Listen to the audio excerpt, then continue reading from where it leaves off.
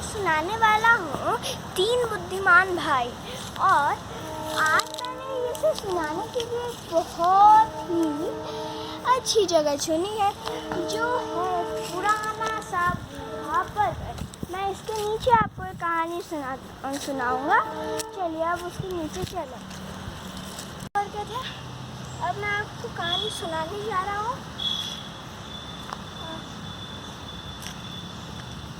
रोको। तो एक बार बहुत पुराना बहुत बूढ़ा आदमी रहता है।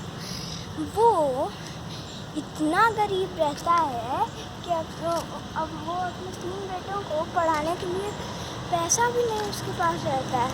एक दिन वो कहता है आज से मैं तुम्हें खुद पढ़ाऊँगा, और वो उस दिन से उन्हें अच्छे से पढ़ाने लगता है।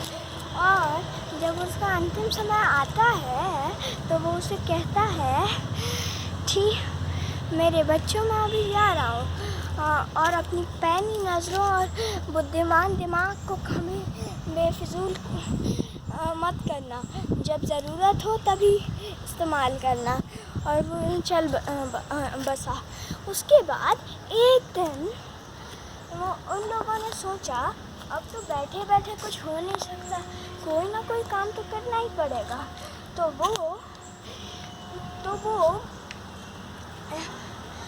वो ऐसे ही उन्होंने सोचा कि हम लोग एक यात्रा पर जाएंगे जिसमें हम खोज करेंगे अपने काम की। तो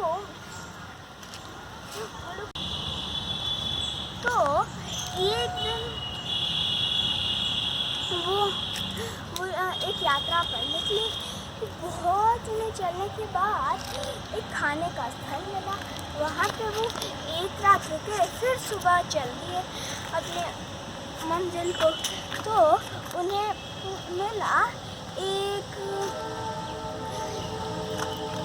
मिली एक सड़क।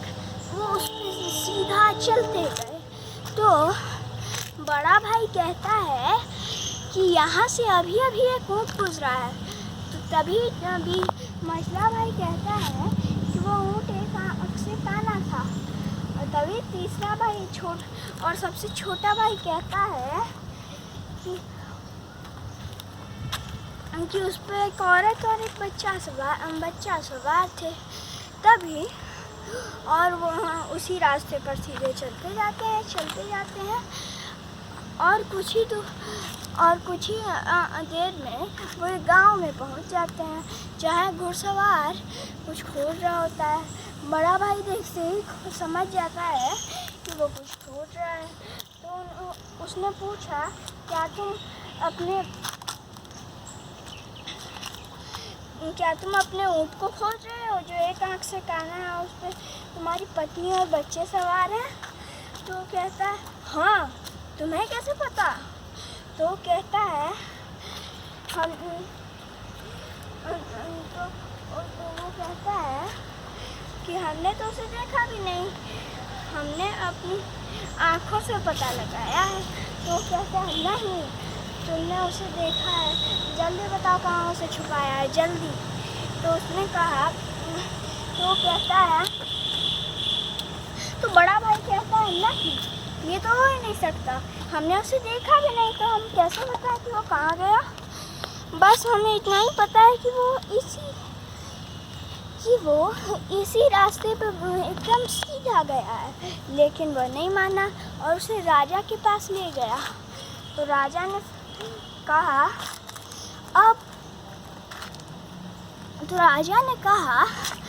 बड़े भाई से कि तुम कैसे कह सकते हो कि तुमने देखा ही नहीं, ये तो असंभव है।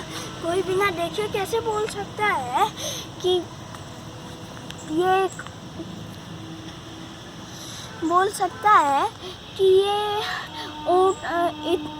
ये ऊँट काना है, उस पे उसकी पत्नी और बच्चे सवार हैं।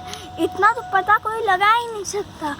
तो तभी मझला भाई उत्तर देता है, पर हमारी पैनी नज़रों और बुद्धिमान दिमाग से सब पता लग सकता है। तभी राजा मंत्री से कहता है कि क्या करें। तो मंत्री बोलता है काश चलिए इनकी परीक्षा ले लें। तो कहता है ठीक है। तो राजा कहता है कि ठीक है, हम इनकी परीक्षा लेंगे। तो वो कुछ मंत्री के कान में कुछ फुसफुसाता है और मंत्री बड़ा सा संदूक 2 गुलामों के साथ ले आता है और वहाँ पे रख देता है। तो राजा कहता है बड़े भाई से कि अब बताओ तुम तीनों कि इसमें क्या है। तो बड़ा भाई कहता है इसमें कोई गोल सी हल्की सी चीज़ है। तो तभी मंझला भाई कुछ समझता है और वो चिल्लाता है कि वो चीज़ अनार है। तभी छोटा भाई कहता है कि वो अनार कच्चा है। तो राजा मंत्री से पूछता है कि अनार आप कैसे बोल सकते हो कि अनार कच्चा है, कि अनार है और वो कच्चा है। तो मंत्री बोलता है हाँ, ये अनार है और वो बिल्कुल ही कच्चा है, इन्होंने सही कहा। तो राजा चकित होकर पूछता है तुमने ऊँट के बारे में उस समय कैसे जाना। तो वो कहता है कि वो वहाँ पे पैर के निशान ऊँट के थे और वहाँ पे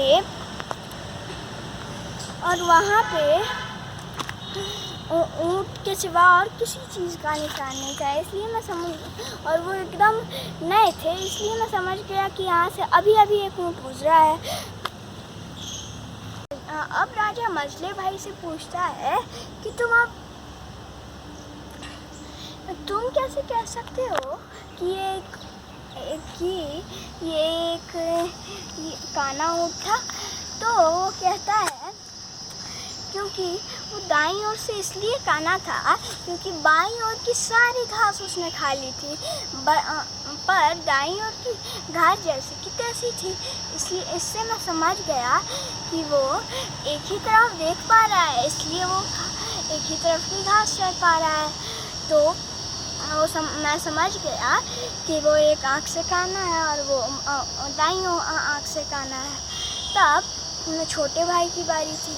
उसने कहा कि मैंने देखा कि ऊँट बैठ रहा है, उसी के एक कदम बाद जूती के निशान है और उसी के एक कदम बाद एक औरत के निशान है और पैर के निशान है और एक बच्चे के। लेकिन ये फिर ये कैसे पता चला कि वो किसी औरत के ही पैर के निशान हैं? क्योंकि वो जूती के निशान थे। ओहो। तो बच्चे जो थे और एक बच्चे के छोटे से जूते के निशान थे। उसे पता लगा कि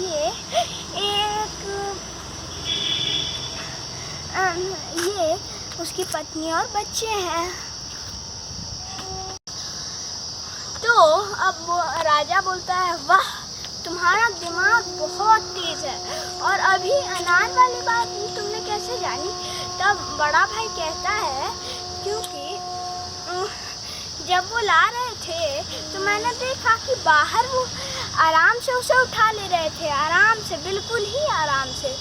और जब अंदर आए तो उन्होंने नाटक करना शुरू कर दिया कि वो बहुत ही ज़्यादा भारी है। तो इससे मैं समझ गया कि हमें उल्लू बनाया जा रहा है। और जब उन्होंने राजा के सामने तो आपके सामने रखा, आपके सामने संदूक रखी तो मैं समझ गया। तो कुछ आवाज़ आई, कुछ गोल गोल घूमने की आवाज़ आई। तो इससे मैंने बोला कि उसमें कोई हल्की सी गोल चीज़ है। तब राजा पूछता है बीच वाले भाई से। वो कहता है कि कि मैंने देखा था ये सब आपकी बगान से आ रहे हैं और आपके बगान में सिर्फ अनार है। तो मैंने इससे बोल दिया कि इसमें अनार है और जब छोटे भाई की बारी थी तो उसने कहा, तो आजकल तो अनार कच्चे ही होते हैं। इससे मैं समझ गया कि अनार कच्चा था। और राजा ने तब थोड़ा सोचा और कहा, तुम बहुत बुद्धिमान हो, तुम मेरे दरबारी बन जाओ, मैं तुम्हें बहुत पैसा दूंगा और तुम बहुत बुद्धिमान से काम करना। और वो लोग बहुत ही अमीर हो जाते हैं और अच्छे से जीने लगते हैं। और आप कमेंट ज़रूर कीजिएगा, और आपको अगर ये कहानी अच्छी लगी तो सब्सक्राइब कर लीजिएगा, क्योंकि आप अगली कहानियाँ मिस ना कर पाएँ। Bye bye.